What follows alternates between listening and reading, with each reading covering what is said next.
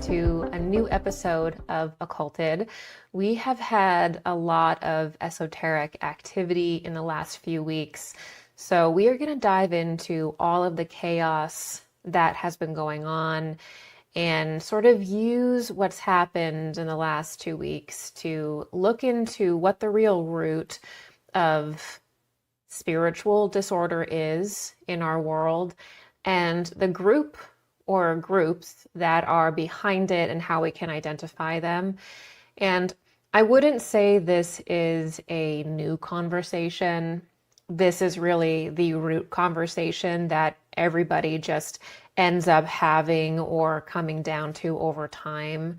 And I think it's good to reiterate this, especially in times of intense chaos, where it seems like everybody's angry at one another. There's incredible amounts of division.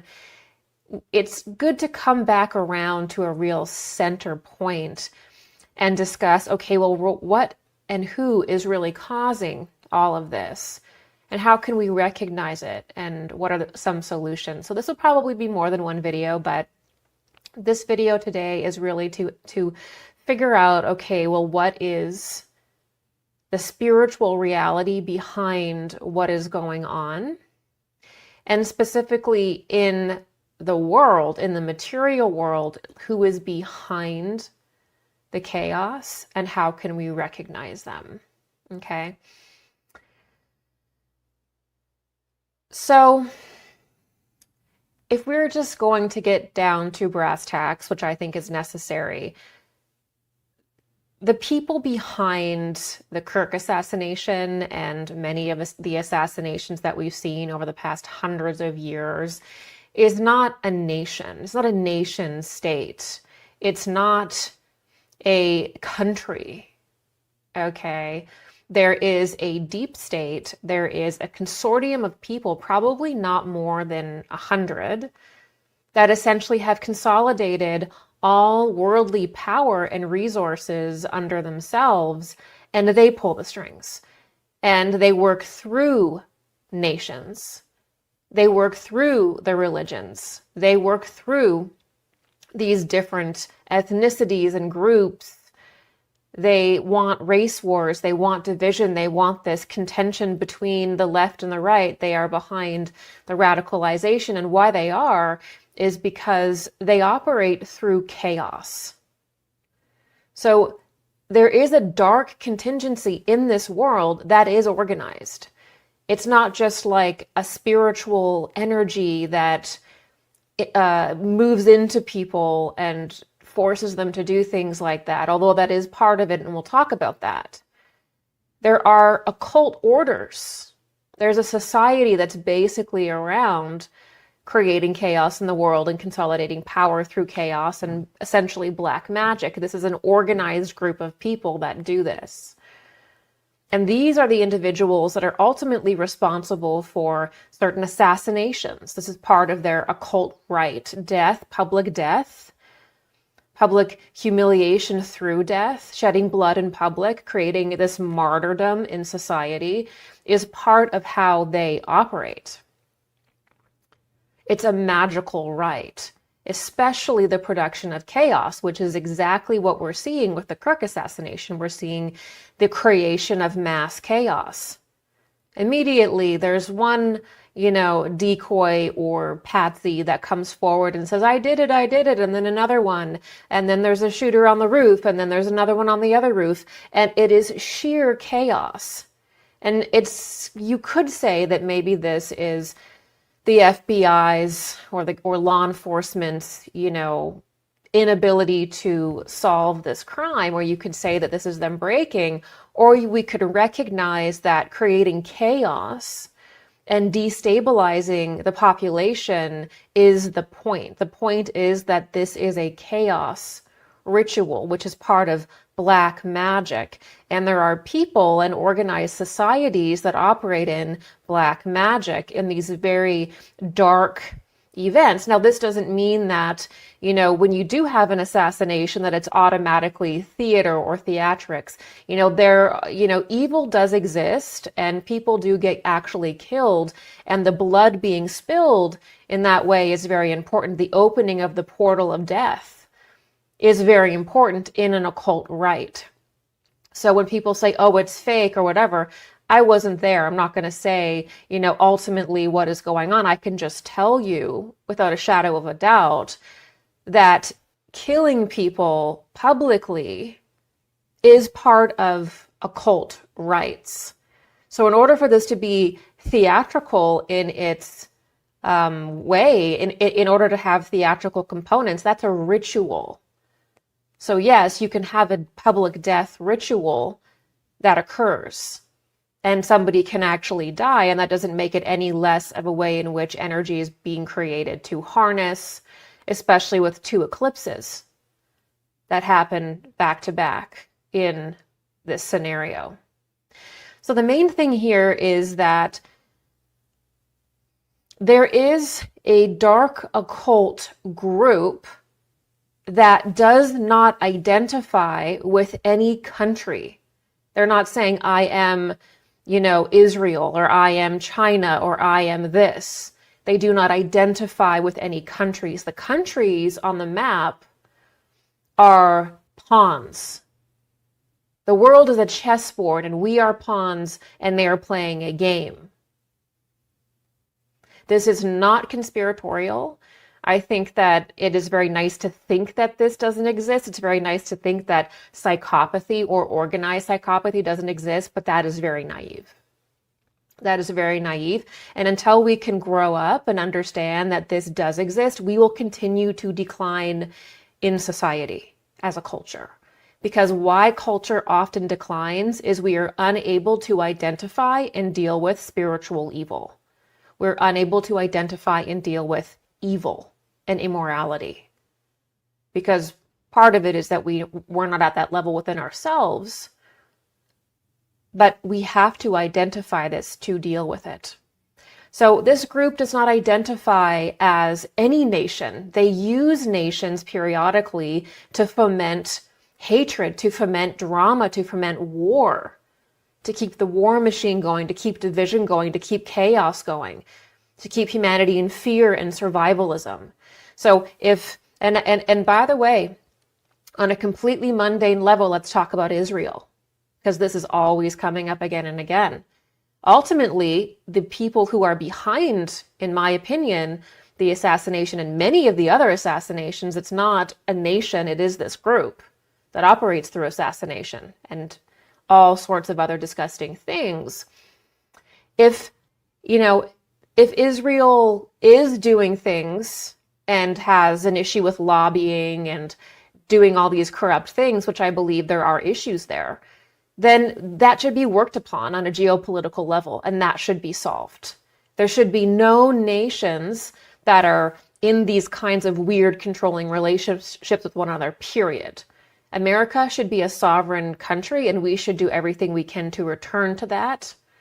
That is the original vision of the country, right? So these are geopolitical issues, but we have to go beyond that to a highly organized dark occult group that operates through the intelligence agencies and things beyond, dark back rooms, honestly.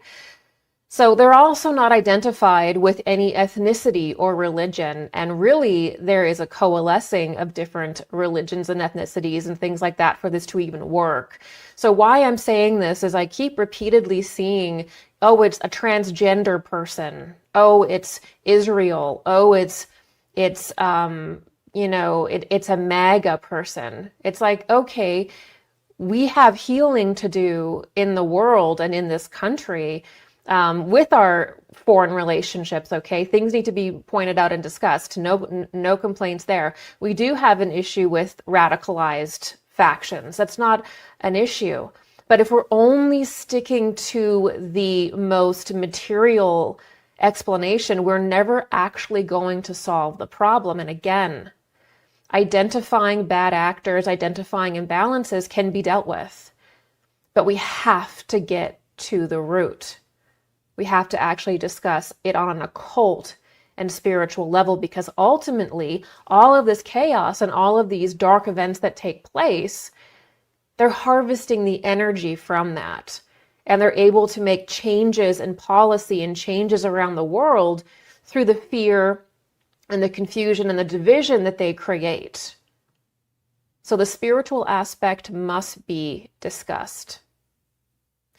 So ultimately, this one shadowy occult group, this secret society, if you will, they will use people's greed, their shadow, their lusts, their urges against them to control the world. So they'll place different leaders to rule different countries. They'll compromise people. This is why the blackmail conversation has been so, important in the last 10 years, that everybody has a blackmail file on them in order to even get in public office. It's not a nation that's doing that. It is a much higher entity.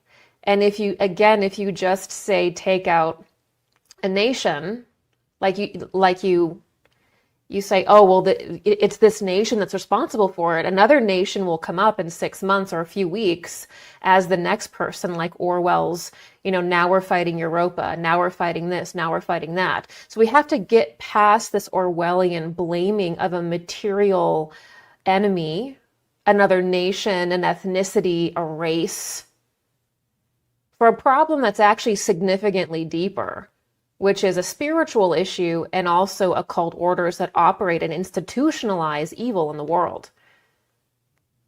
Okay? They operate through that in an organized way. And this has been going on for really thousands of years. This is how, the dark side has always worked, through manipulation, through control.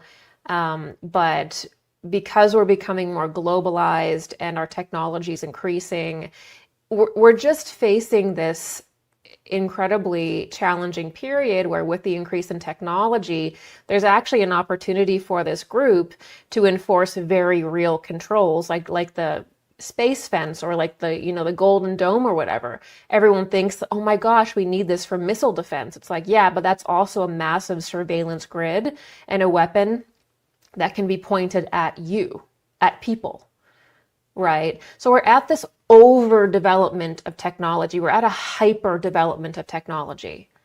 We're overdeveloping in that regard. It's becoming high surveillance. A lot of things with AI and technology are directly immoral. They're directly against our freedoms, but we don't really know what to do with them because we don't really necessarily understand our freedoms to begin with. And so we're at this real big tussle with very dark forces in the world that work through certain activities like assassination, like war, like division, all of this political division going on. People have been so radicalized in the last 10 years, it's hard to even fathom it. And again, part of that also is to do with the algorithm and technology and things like this. It's amplifying what is already within us, our wounds. We have to be very aware of that.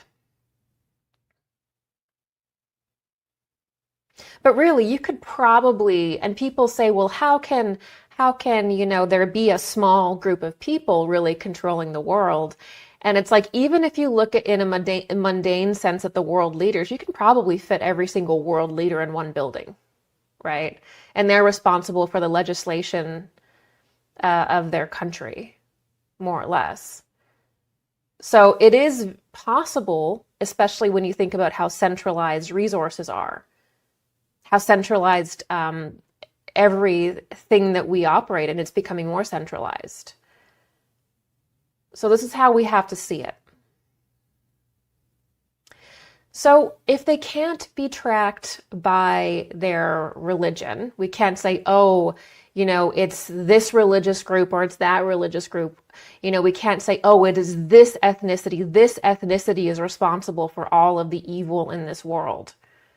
You can't say this nation is responsible for all of the evil in this world. It's not precise enough, and it's not accurate enough, and it's not acknowledging the reality that everyone is an individual. So the moment you have this monolithic view of a nation or a religion or an ethnicity, you're immediately incorrect, because it does not acknowledge the individual, which is our spiritual purpose at this point in our existence. Is everybody must be seen as an individual and treated as such. Anything else is really barbaric at this point. So what is the most distinguishing feature of this dark group, this shadowy dark group that everybody seems to mention but nobody can really identify? What is the identifying feature? The identifying feature actually is their occultism. They practice a very specific kind of occult magic. Okay, they practice black magic. But this black magic is not like the magic of, say, John Dee. Or we think about black magicians and we think about, some person in a heavy leather trench in like a Crowley book or something. That is an antiquated view of spirituality for modern times. That's an antiquated view of black magic. This kind of spirituality that this order that is seeking control in the world practices is a black magic that is rooted in a scientific level understanding of the spiritual world and of the demonic plane. They have a scientific level understanding of the occult and the spiritual world, particularly of the lower astral plane and the demonic world. Not so much a good understanding of the heavenly worlds and angels and Christ and the higher level of spirituality, but they have a very, very nuanced and granular knowledge of the lower aspects of the spiritual world. So it wouldn't even be precise enough to call it Kabbalah or, kind of this Roman Greek paganism. It's not enough to just call it paganism, because where they are now is actually the culmination of paganism into this sort of dark occult scientific view of the lower spiritual world. So they've taken whatever they were doing in, say, earlier periods in the sense of black magic practice, and they're now incorporating things like technology. They're now incorporating science. They're now incorporating a much deeper knowledge of these things now that science and technology exist. And so people keep talking about black magic and casting spells, and they talk about it like we're in the 1750s, right? Because it doesn't occur to people that the height of black magic in our day is actually going to be technology, because technology allows this relationship between people and golems, or people and electromagnetic devices, that allows spiritual entities to enter them. But if you only have, say, a religious knowledge of spirituality, a dogmatic religious knowledge of spirituality, then you're unprepared to really have that conversation. If they have this scientific level of knowledge about the spiritual world, yet with serious blind spots, then we must develop a scientific knowledge of the spiritual world. This is where we are. So technologies to this group that I'm speaking about, this small group that runs the world, the small group that does the assassinations at the right times, creates these dark rituals out of them and stuff. They are black magicians, and you can tell their particular signature because of their technology. They use technology, and they're also black magicians. So if they're doing anything to produce chaos, that's their signature. War, assassination, different political dramas that go on over and over again that make the ancestral wounds of different races and different cultures flare up against one another instead of healing and moving towards a more holistic worldview. All of that division, all of that death, it is death and chaos that they worship. And that is what they foment all the time. That's part of their religion. Yes, it is in every single human being. Yes, we need to heal, but we also need to understand that having our wounds scraped open all the time and hating each other and disliking each other and pointing the finger at each other is what feeds that. It is what feeds the demonic plane, and it is what feeds this order, and that is why they do that. And at their top level of, you could say, initiation, they worship technology and the entities that come through the electromagnetic and nuclear level of, I would say, force. The electric, magnetic, and nuclear forces, the transformations that come through these things, they worship that. It's externalism. It is a materialist, externalist approach to spirituality that allows demonic entities to manifest very clearly through the use of electricity, magnetism, devices, even nuclear, you could say, transactions. That's how they operate. And the reason why they do is because the path of Christ involves internal transformation. It involves personal sacrifice. It sometimes involves humiliation. It involves humbling yourself. It involves ultimately a deeply inward process. And so when people don't want to experience that ego death, they don't want to stand before the Christ and bow, right? They ultimately get funneled into these externalist, materialist forms of pseudo-spiritual relationship with external things that manifest more materially, which are things from the demonic plane, ultimately. So we know them through chaos. We know them through death. They worship death. They worship killing. They worship blood hitting the soil, especially through humiliating assassinations. Public assassinations is a big one for them. And they work through technology in modern times. Again, throw away your ideas of black magic from the 1700s, the 1600s, the 1800s. Yes, the foundation will be there. The ultimate mysteries are present, but the actual methods have modernized. And this is what we're not understanding as a culture. We're not understanding that dark occultism has now moved into technology, and that is the discussion we need to have essentially before it's too late. All right. So technology allows certain esoteric forces, spiritual entities, especially demonic ones, to begin to centralize and triangulate with your energy and then a device, right? And then that allows possession to occur. So possession is something that's working its way externally from the outside in.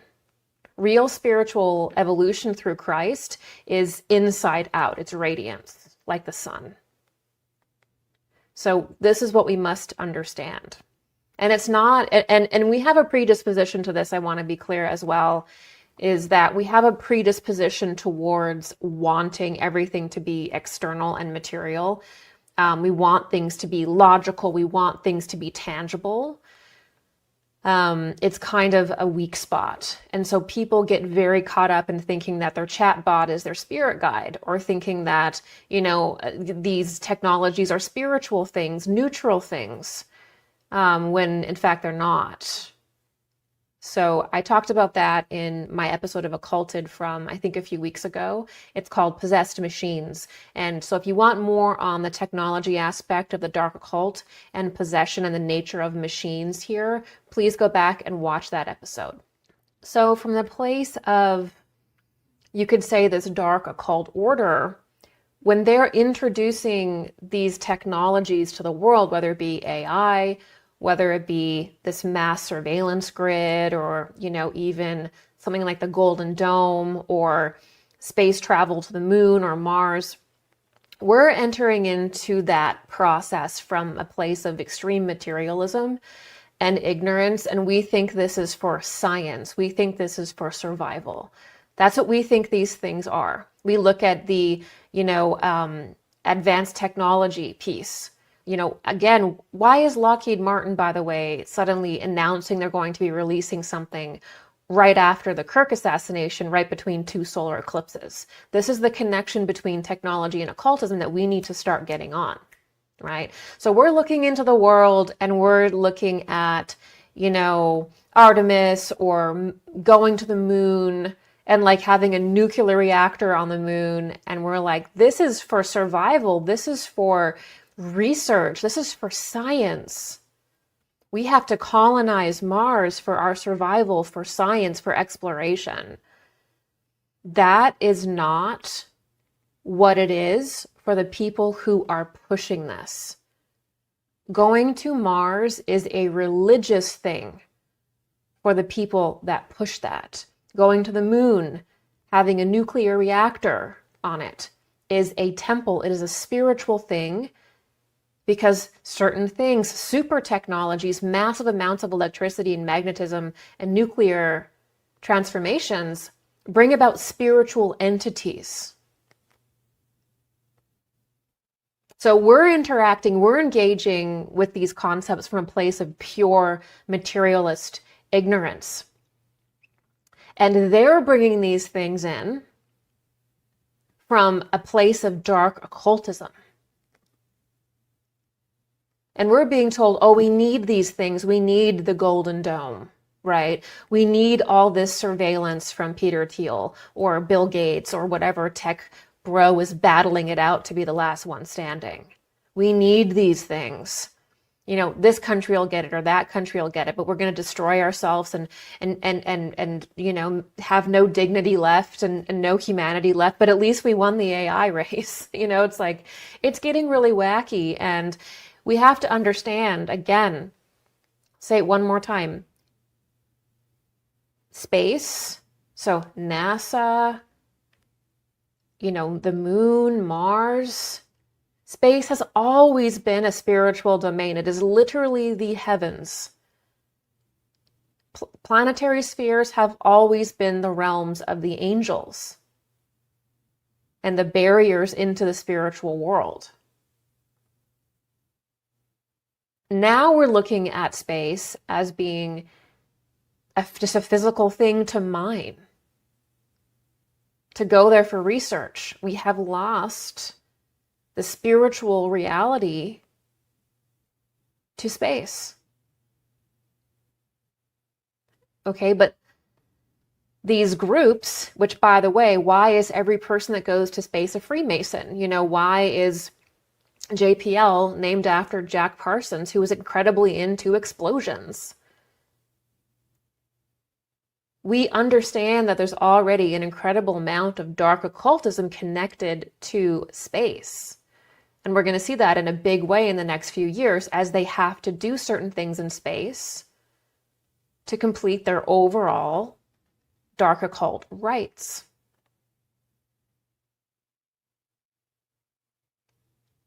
We think that all of these technologies coming in are to better ourselves, to have information at our fingertips, to make things easier, or to protect us in the case of some of the weaponry and high surveillance stuff.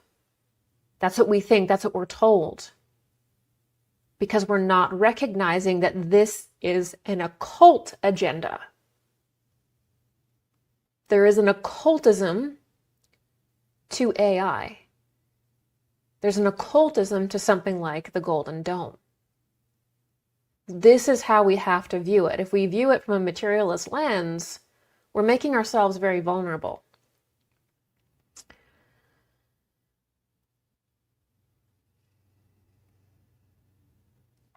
Okay, so how do we overcome this? How do we overcome? I mean, it's incredibly intimidating because, you know, we want to blame the people that we hate. We want to blame a country. We want to blame a religion, an ethnicity, and then just say there. But that won't actually work because this group is beyond those things and in fact uses those things.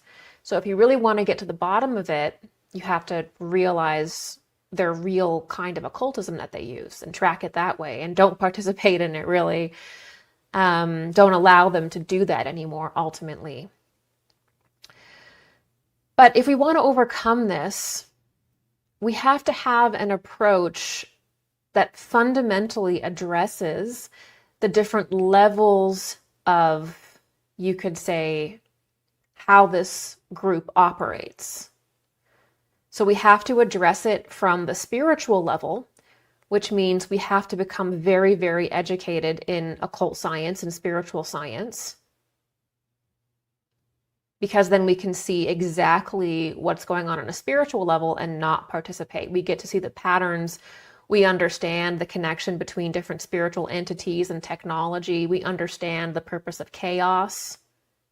Chaos is black magic, right? A key aspect of black magic. Chaos is a key. And we also just have to evolve our own knowledge of the spiritual world in general, which objectively exists for our own development. But it will also, as a default, prepare us to confront and actually deal with the spiritual evil in the world, which cannot be directly and singularly confronted through like a dogmatic faith. You have to be able to, on a scientific, granular level, describe the spiritual world and the entities in it, because that's what the dark occultists can absolutely do.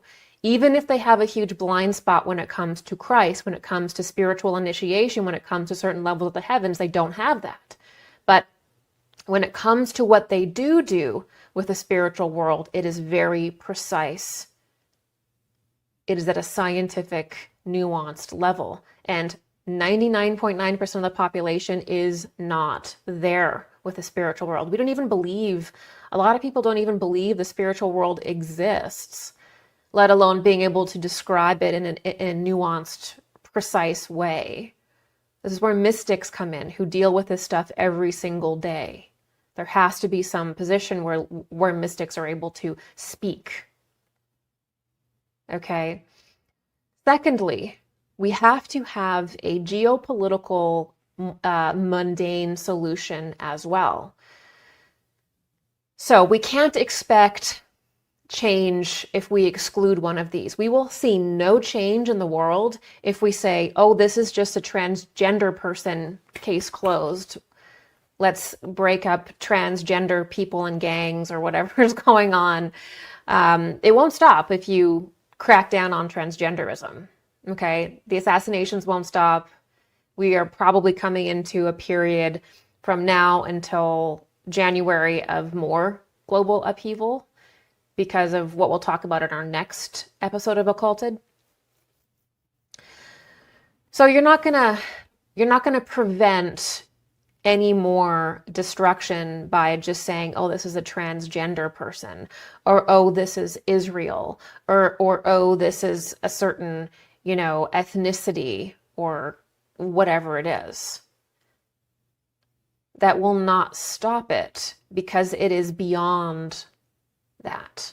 These things are being used, these different subcultures are being used. Whether we agree with them or we don't agree with them, whether we think there's a sickness there or not, they are being used like pawns in order to produce chaos, which they feed on. So we have to acknowledge that it won't be solved by only looking at the most material level of something. Okay. It's also not going to be solved if you don't properly deal with the geopolitical problems that we have. So the reason why we do point fingers at certain nations or certain groups is because there are legitimate issues with our relationships with them. We have to heal that, right? So we do have to take responsibility in that way for whatever imbalances there are. So let's go a little bit deeper into spiritual escapism, which does not help our cause, and material escapism, which also does not help our cause. So I see a lot of people who look at the mess that we are in society and feel completely overwhelmed, often sensitive people, often spiritual people, and they just think, well,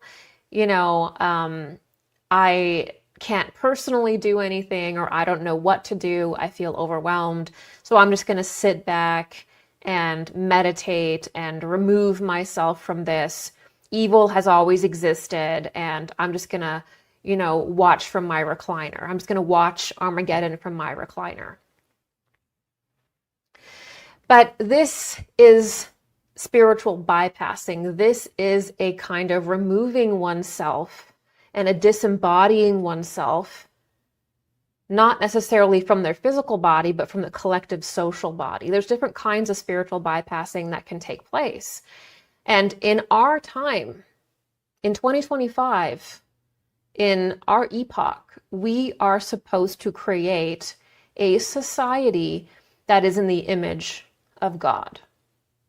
We have received the man that is in the image of God, who was Jesus, who bore the Christ. And now we must create a culture and a society that represents divine law.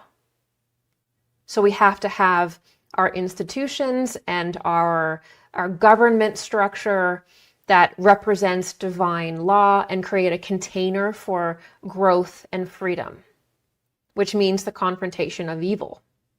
So we are tasked, every human being at this point in the Earth's development is tasked to develop a culture, a society based in freedom, because freedom allows spiritual growth. This is the task of every nation. So it's not good enough for anyone to just sit back and say, well, I'm going to do my own personal work and just ignore the society, ignore the culture, while also going and getting a Starbucks or also enjoying the roads and enjoying the society we live in. Nobody is completely divorced from that. We pay taxes, we participate in this culture together. We've gotten it to a certain point, and we must maintain freedom and use the governance that we have to continue that and get that to an even higher level. But we are being challenged right now. So there are some deep lessons and initiations that we are going through where we have to create a culture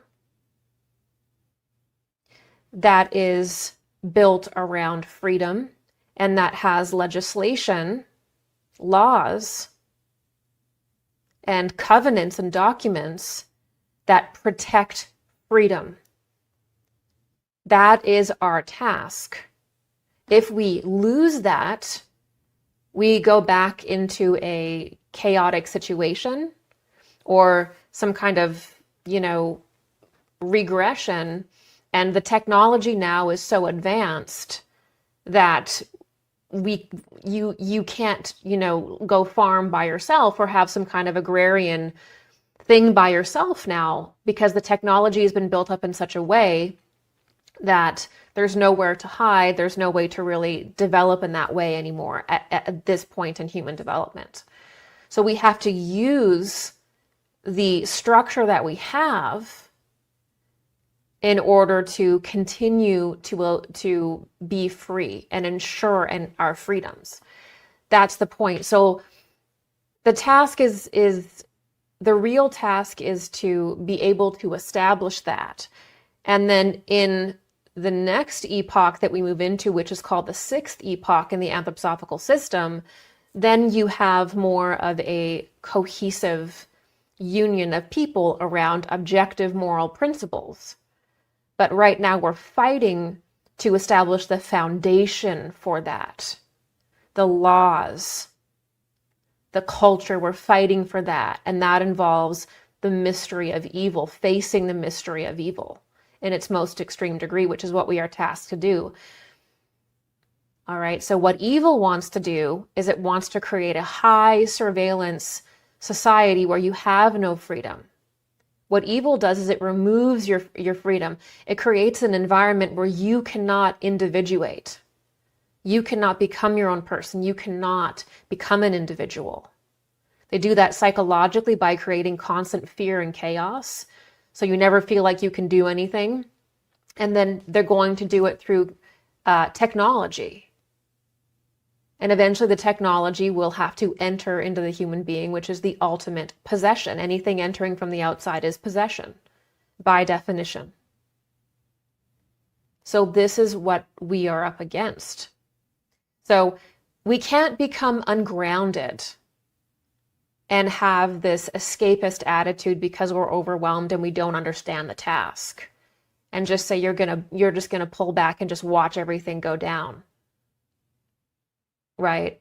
So we also can't have this perfectionism. I see a lot of people with an incredible amount of perfectionism, like because an individual has made mistakes in their past that they're not capable of leadership, because certain people can't have a heroic quality to them because they don't have the same political ideas as you. We're becoming very perfectionist, and in that perfectionism, kind of inhuman, because God works through every single human being, no matter what you believe or where you size up next to someone else. God works through imperfect individuals. That is the reality. And so there is something really repulsive about this incredible perfectionist attitude that we have towards, governance, towards each other. That's really unhealthy because it's not allowing God to appear in yourself. If we're super judgmental of every single person we see and every event that we, look at, then that's saying that there's a sickness inside of ourselves, or there's a perfectionism inside of ourselves. We don't need perfectionism. We need good. We need goodness. We don't need perfectionism to solve corruption. Perfectionism never solves corruption. It never solves evil. It only perpetuates it, because perfectionism is to have a perfect person is impossible. And so a lot of people are waking up and they're so disgusted at how corrupt it is that they're just at a point of being black-pilled, and they're not wanting to have any small victories or any small wins, or they don't understand that every single transformation, every single return to order has been a series of very, very, very small wins by very imperfect people. Everything great, really, in the culture was put forth by somebody who is imperfect, sometimes very imperfect. So this judgmentalness in our time of crisis is really not helping us either. God works in every person, no matter, what their family is or their political ideology. Right? And you have to understand that, because you have to see God as working in you. And if you look out there and you have this, list that people have to have in order for you to accept them or whatever, that's also what you're doing to yourself. And that's a very uncomfortable place to be in.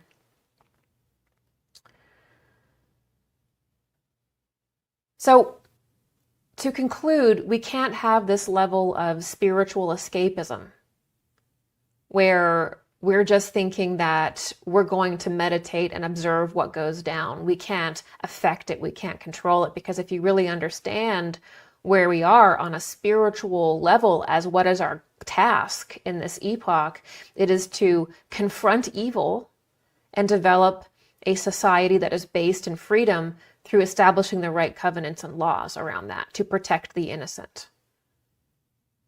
That is our spiritual task. It's not in just our individual development at this point. It is in creating a culture and a society of freedom so that spirituality can blossom in every single human being and every person can individuate. Because if you cannot individuate, if you cannot become an individual, you cannot truly know Christ. You cannot truly evolve further in your development. So we must create in our culture, in our society, a society of freedom. And we must do our best to institutionalize that through sustaining any laws that represent divine law. And yes, the people will be imperfect and everybody is imperfect and nobody will embody these things perfectly. And that's not the point. The point is not to have a bunch of perfect superhero leaders come in and save the day. The point is to have a sober, methodical approach and accept and celebrate small wins in the right direction and really, really fight for that, because that's what's going to do the trick. Now, the other kind of escapism that happens that will also not solve the problem of this dark group in society is material escapism. I see so many people who are just not thinking big enough. They're not precise enough. And they just think that this is a geopolitical issue, that the world will be solved through, like certain financial decisions or by introducing, like I hear more and more times now, if we just introduce the breakthrough technology, suddenly we'll be in this kind of utopia. No. The reason why the world is disrupted isn't because actually of resources at all, though obviously having resources can help to a degree. The real reason is because of spiritual disorder. We have a spiritual problem. We are unrealized. Okay, we have to understand Christ, we have to understand God, and that is the only realization that will solve anything. So we have to place the geopolitical, the material in its rightful place. It's not going to solve anything. It's not going to solve a spiritual problem, and it certainly isn't going to address if there is a occult order that is operating outside of our definitions, a group of probably less than 100 people that uses nations as arms of its own hydra and is manipulating the world through this consolidated power and now technology. So you're not going to get to the root if you think that the issue is just some material thing. It will just be like that game at the carnival where another one pops up and another one pops up until we've literally fought each other so much there's nothing left and we're exhausted and we're in a pod somewhere eating slop and bugs with our virtual glasses on. Because what happens is they work intergenerationally. They get the younger generations more and more accustomed to a chaotic and unnatural life. And then the older generations die off.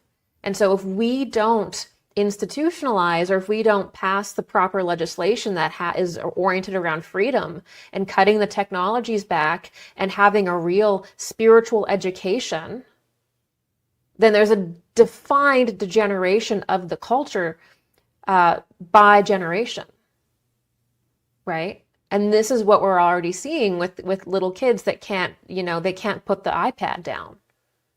They can't make eye contact. They're having social problems. They don't have the skill set and the kind of capacities for empathy and things like that the older generations did. Some of them, not all kids, but we are seeing different ways in which the younger generations operate based on what they have been exposed to, which is our fault. So we have to remedy that. We have to take responsibility for that. And we can. It is not too late. So you can't blame a religion. You can't blame a nation. You can't blame a people. You have to go to the root. And then you can say, this is the foundation of this country, which is based around freedom and certain protections around basic morality. And then you can work through that framework. Again, there should be no foreign nation. I don't care if it's Israel. I don't care if it's China. I don't care if it's Timbuktu. There shouldn't be any nations that have this lockdown of Congress or this lockdown on, owning all of the land and the farmland. There shouldn't be any monopolies, right, in America by any foreign nation or any company. It is un-American, and it's been happening through dishonesty and loopholes. All of that needs to be addressed. All of that needs to be addressed just based on the Constitution, the Bill of Rights, based on our own standards. That needs to be addressed. But what's going on in the greater scheme of things is an occult spiritual level, and you cannot say that the entire occult spiritual level of this is Israel.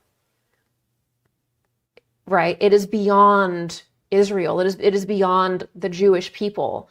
It is beyond China. It is beyond the Chinese people. It is not about any peoples. It is not about any country. It is a group that is beyond those things, that uses the different countries in the world like a chessboard, and we are the pawns to consolidate more and more power and then put in a technological system of control, in which it's already been doing a very good job of that, and America is going to be the last stand. Okay, so again, one more time, this is not me saying that any nations that are forcing themselves on America, getting themselves in with disgusting relationships with politicians, blackmailing politicians, that's wrong. But we have to look even deeper than that to be precise and be accurate. It's actually would be better to say different coalitions of intelligence agencies. But it is not one nation, it's not one people. So when individuals keep going on and on about that, it's like, are you just trying to get people focused on one nation, one group, to hide the reality that the real problem is beyond one group or one nation? Is that an operation in itself, consciously or unconsciously, to stop the spiritual level of this and the real physical reality that this group exists and uses us, right? So we need both. We need the spiritual level of understanding, but we also need the right geopolitical movements, the right laws, the right legislation in order to create the container so the spiritual can grow. This is what we need. It needs to be a two-step approach. And too many people are materialists. They are hardcore materialists. They don't even think they have a soul. They're not even sure if a spiritual world exists. And that is a problem when dealing with this particular situation, because a materialist is not qualified to diagnose what is going on because they don't understand occultism, because they don't even think the realm of occultism is real. So you're not going to find a solution to why all of these events are happening. And it is generational. Like this group has been operating for a very long time, right? You're not going to stop it by blaming it on one country or another. So materialists are not qualified to diagnose this or to really understand how to solve it, because they're not operating in the realm in which the root of it operates. And again, a lot of this also just is possession. It is spiritual possession. And certain families that have become extremely spiritually possessed, And if we understand that, we can confront it. If we think that it's just going to be whack-a-mole, if we don't, we'll just get torn into, a war in the Middle East soon, a war in Eastern Europe. It'll just be one thing after another. It'll be more political assassinations in different places all over the world because we're not getting to the root of it. We're just collapsing the game board of these different pieces to consolidate power essentially for that group, right?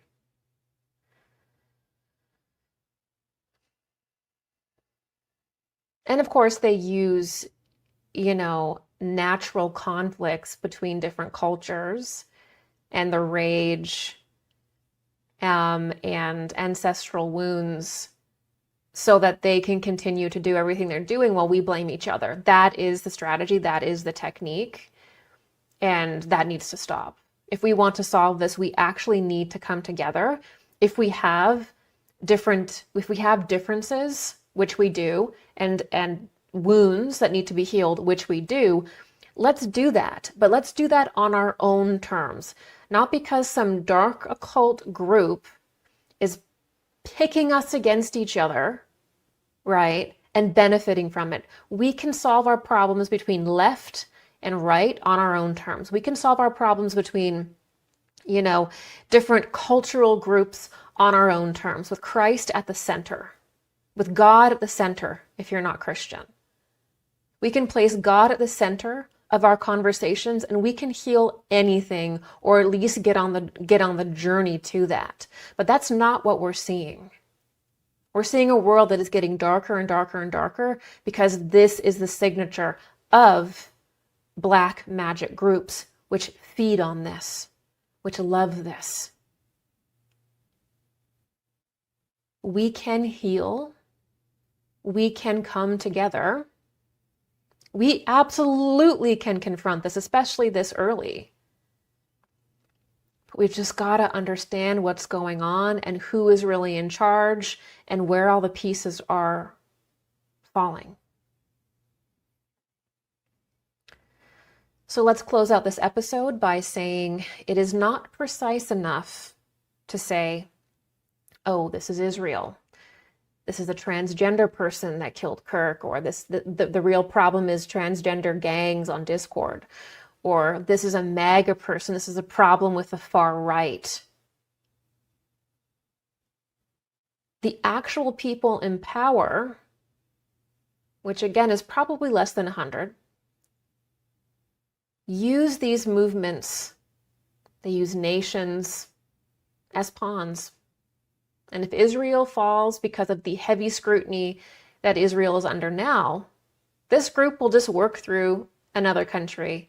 It'll create conflict between us and China. There's all these military parades going on with China. Wow, what a shock.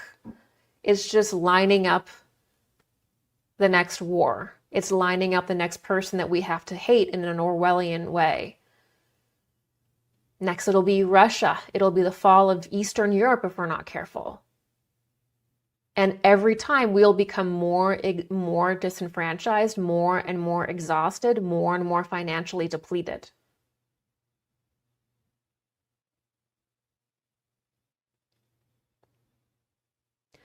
That said, any inappropriate influence from any country or group, any lobbying, any exploitation should be addressed. American sovereignty should be the utmost priority.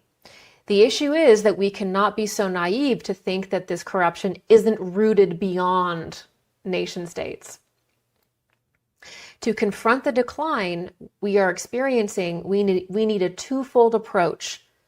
Solutions for the geopolitical, material level, like lobbying and finances and all of that kind of stuff, the corruption going on, but also solutions for the spiritual level and understanding of the spiritual level. We cannot solve this without including the spiritual.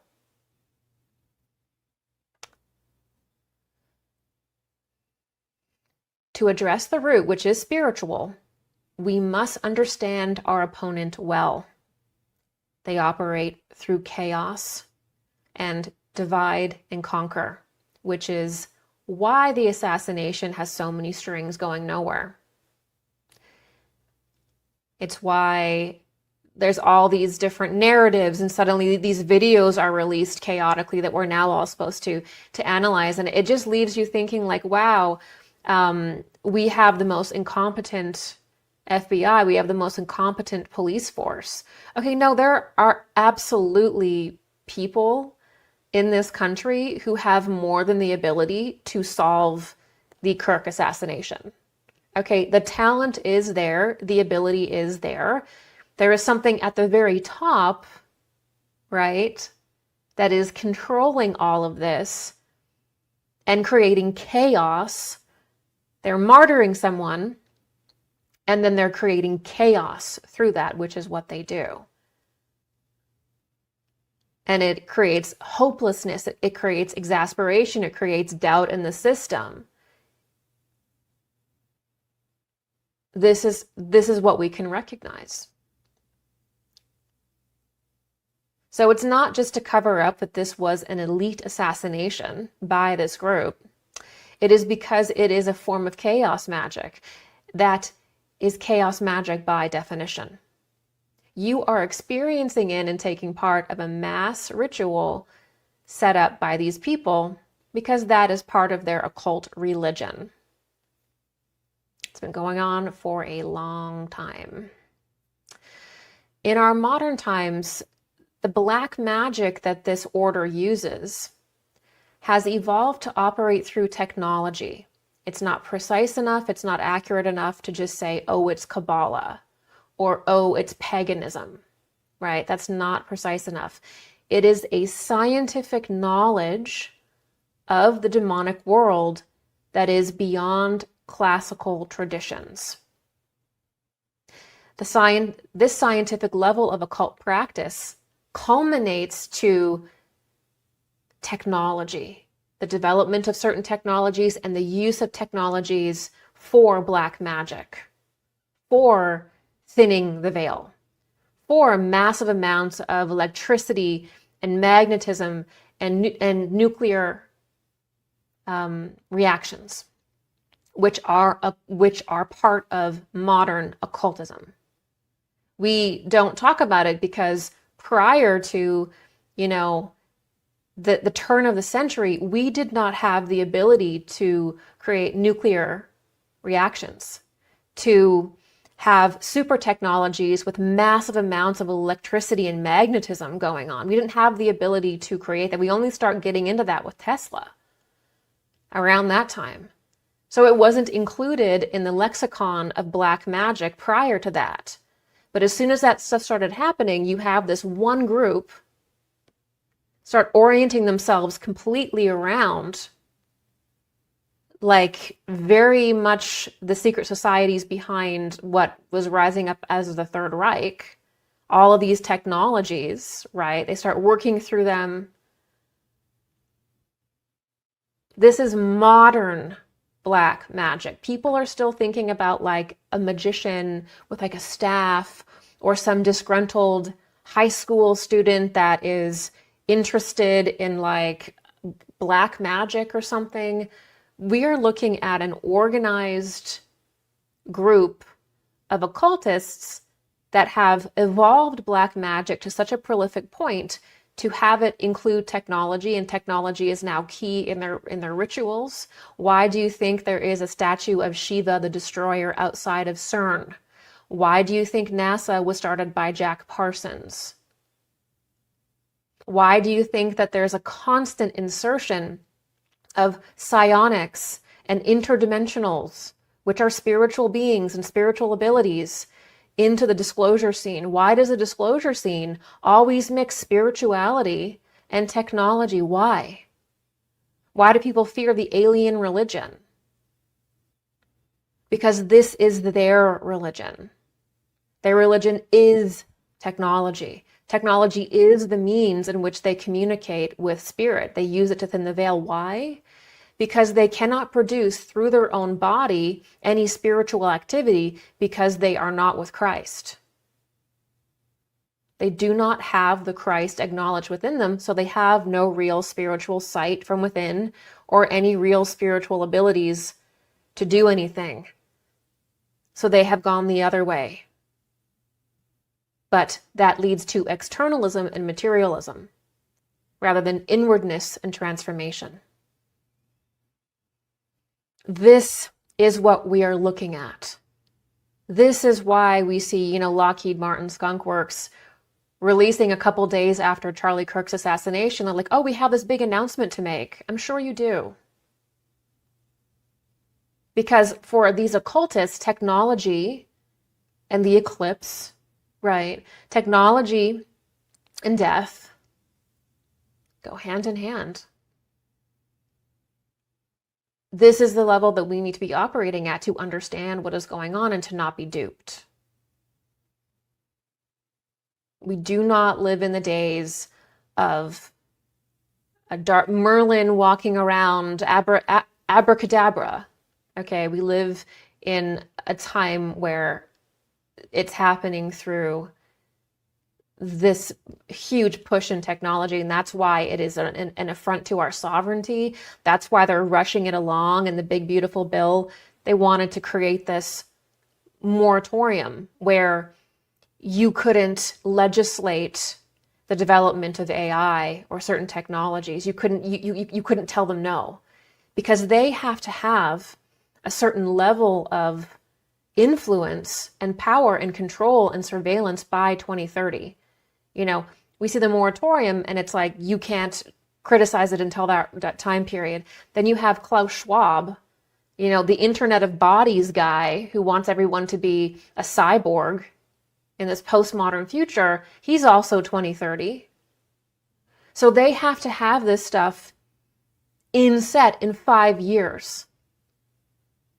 Really, in about 8 years is really important. Because there are certain spiritual forces that will begin to appear, and they have to have it prepared for that. Dark spiritual forces that will begin to appear. And they are setting the stage for that. That's why it is a rush. That's why there's the chaos. That's why they have to roll all this stuff out, even though it's a little bit imperfect. Because they are on a timeline, make no mistake. Like any kind of magical practice, it works through the celestial phases in which certain celestial gates open and certain celestial gates close. Certain entities are possible and visible at certain times, and they disappear. So they have to have things ready for when, their demonic presences come about, which is going to be by 2030. They've already said that. And technology is a huge piece in it. So you're not just dealing with, there's a level of technology, sure. It's convenient, I'm using it now, great. I'm for the moral development of advanced technology. I'm not for no technology, as I've said many different times.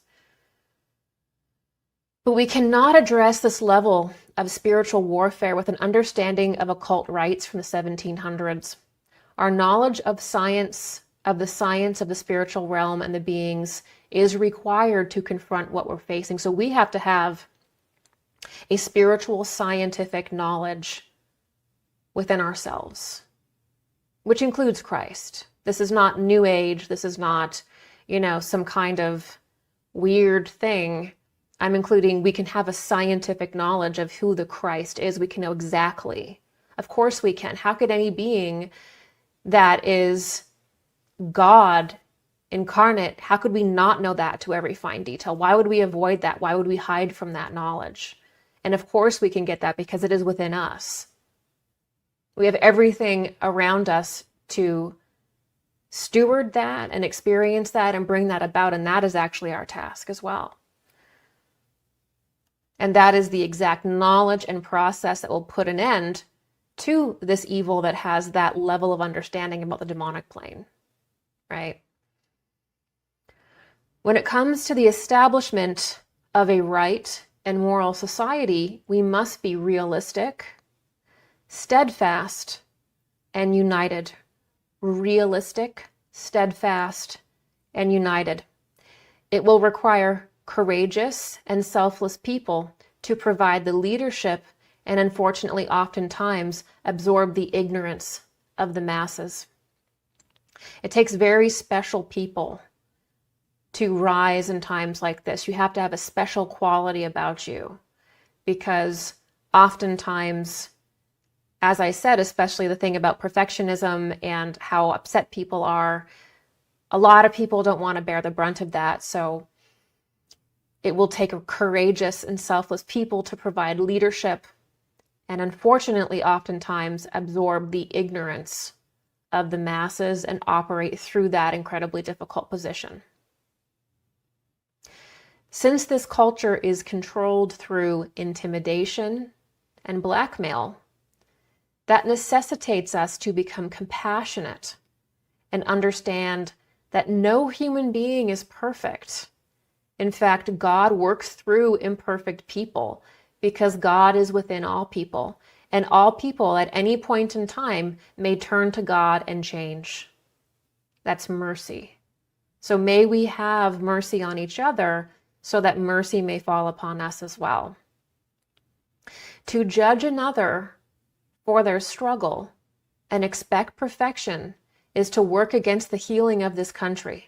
Perfectionism is not the answer to corruption. Instead, we must celebrate the smallest victories and cherish any acts of bravery. So if somebody does something in the right direction, we should be cheering that on. We should be celebrating that. That will amplify it. Any act of bravery, any act of courage in the right direction should be absolutely adored at this point. It shouldn't be, oh, that's not enough. Oh, we're going to fail or whatever. We have to have an attitude of gratitude towards the smallest of victories, towards any brave action. That's where we need to be. That will create more. These small wins are the only thing that has ever advanced a nation. We hear about these huge heroes that have saved people, created these wonderful movements, but actually it was a bunch of small events that led up to these great people. We have to keep that in mind. This isn't going to be solved by one election, by one great president. It's not going to be solved in 1 year. This is going to take decades for us to really get ourselves out of. We have to know that there's no magical presidency. There's no magical bill that will be passed.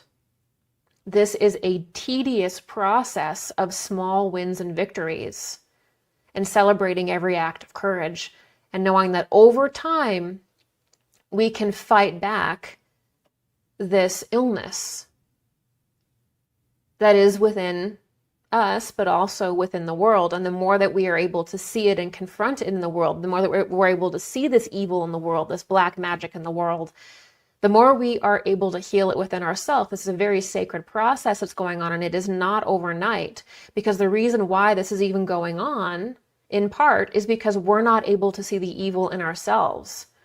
We're not sure what's moral and immoral. We're so distracted with the kids and the job and our own trauma and our own pain that we're not understanding the larger spiritual principles that are at play within ourselves and the world. Thus, we're not able to solve them when they come about. So this is very much an initiation for every single human being. So every big event, every time a corruption is solved, it is really the culmination of many flawed and often invisible efforts. So we have to understand that that's what we're going into, because I do think that we can have a naivety towards political change and getting our governance into a more aligned place. We think it's going to happen overnight. We don't have any tolerance for the reality that the bureaucracy is completely corrupt. We don't have a realistic attitude towards that. We need to have a much more compassionate and, I would say, grounded understanding on how things are going to be fixed, rather than constantly being set off by this perfectionist black pill attitude that is not going to provide the right forces spiritually to actually solve the problem, right? Because as soon as someone becomes too black-pilled, it's like I personally immediately think that you don't understand evil. You don't understand how the world works, and you don't understand how things are solved. Because we're exactly where we should be in regards to our spiritual development, and there is a path to get out of it. It's just not easy. So when I see people getting too black-pilled, it's like, do you know how humanity evolves? It is through exactly tough times like this. And it is through almost a tedious level of courage and small victories and small wins and invisible people who do incredible things that never get talked about. That's where we are with this. If we know that, we can have peace in that. There's no perfect hero that's going to come around and do everything right. It is a tedious fight for every small win. That's where we are. If we know that, we can prepare ourselves. If we know that, we can change that. Okay? We will heal and grow through patience and understanding that there is no fast path to victory, no perfect hero. Instead, there are many small wins that over time push back the darkness that threatens our way of life. But in this situation, every small victory is huge because the darkness has ingrained itself so much that even then it is relative. There will not be one hero nor one heroic moment of restoration if you think that you will be disappointed. It will take all of us, and it will take many years. The discomfort we experience will be our greatest teacher.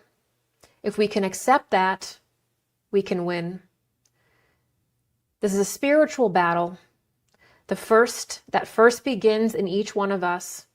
If we can place the truths explored here rightly in our mind, we can overcome everything that confronts us. So the truth of it being a spiritual battle, we have to have the right knowledge and the right approach to confront that, and then taking care of any kind of material, geopolitical aspects in their own right.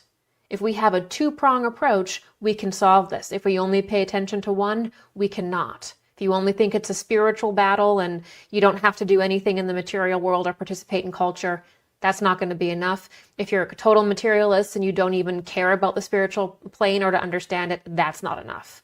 We have to do both, and that's why this is an initiatory period for humanity, because we're seeing what evil is. We're seeing what good is collectively in the world, not just in our personal life with a neighbor or a parent or something. We're actually looking at archetypal evil and archetypal good when society gets to this point. So we have to have the right approach, which includes a spiritual approach, spiritual knowledge, direct, and the material geopolitical. Neither one can be left if we want results.